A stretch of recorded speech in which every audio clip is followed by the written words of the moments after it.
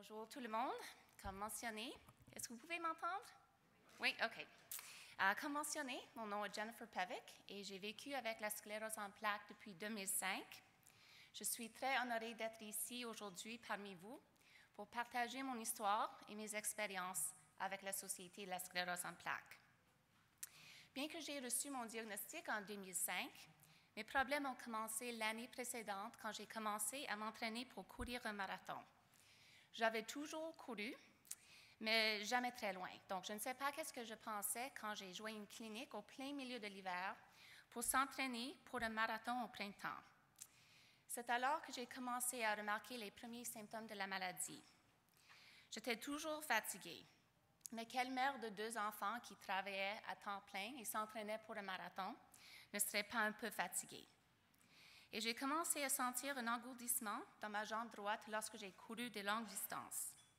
Comme je n'avais jamais couru ces sortes de distances, je ne savais pas que ce n'était pas normal. L'entraînement a été très difficile, mais j'ai réalisé mon rêve en terminant le marathon d'Ottawa en mai 2004. J'étais déterminée à essayer de nouveau. Cette fois-ci, j'ai choisi un marathon à Toronto en automne. Mais quand je me suis entraînée pendant l'été, la fatigue est devenue un vrai défi.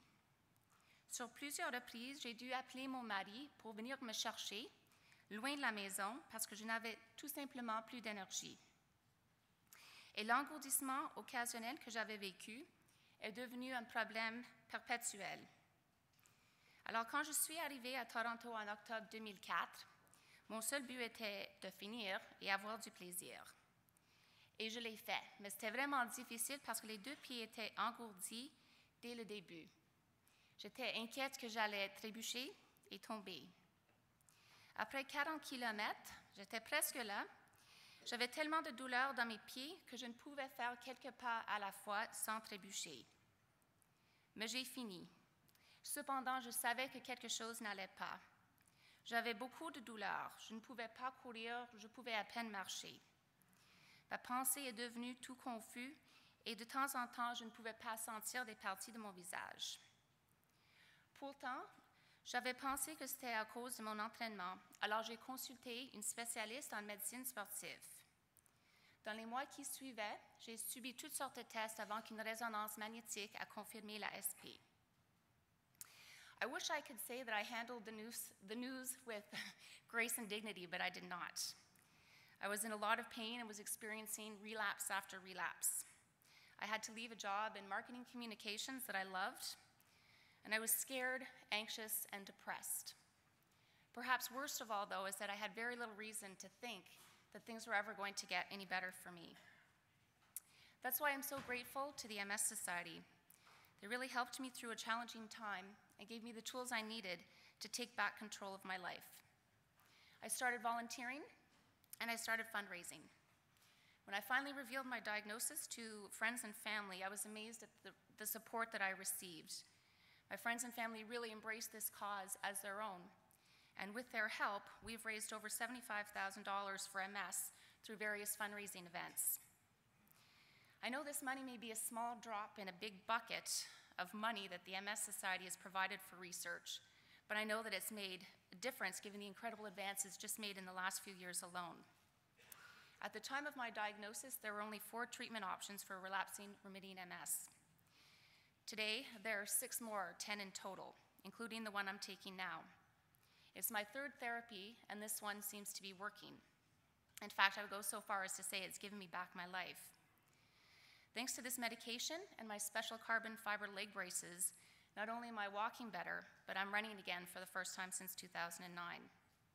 In fact, I'm going to be lacing up to run my 11th marathon in 2 weeks' time. It will be my 9th since I was told that I would likely never run again. Mon message à ceux qui vivent avec la maladie est de garder l'espoir. Ne lâche pas. Les dernières années ont été prometteuses en ce qui concerne la recherche. Le Canada demeure un leader dans ce domaine et le Québec contribue grandement à cet égard. J'en suis sûre que les progrès incroyables réalisés au cours des dernières années ont contribué à stabiliser mon état et m'ont aidé à retrouver un peu de ce que j'ai perdu à cette maladie. L'autre message à ceux qui vivent avec la maladie est l'importance d'adopter une attitude constructive.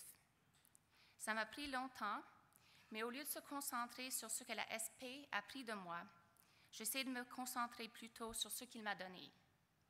Il m'a forcé à ralentir et à reconnaître ce qui est important.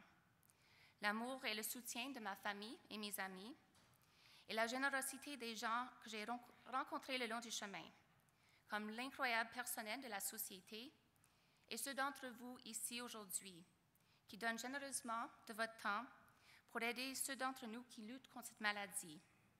Merci pour vos efforts et merci d'être venus ici aujourd'hui pour cette expérience unique qui permettra à la Société de la SP de faire quelques pas de plus vers un avenir sans la SP.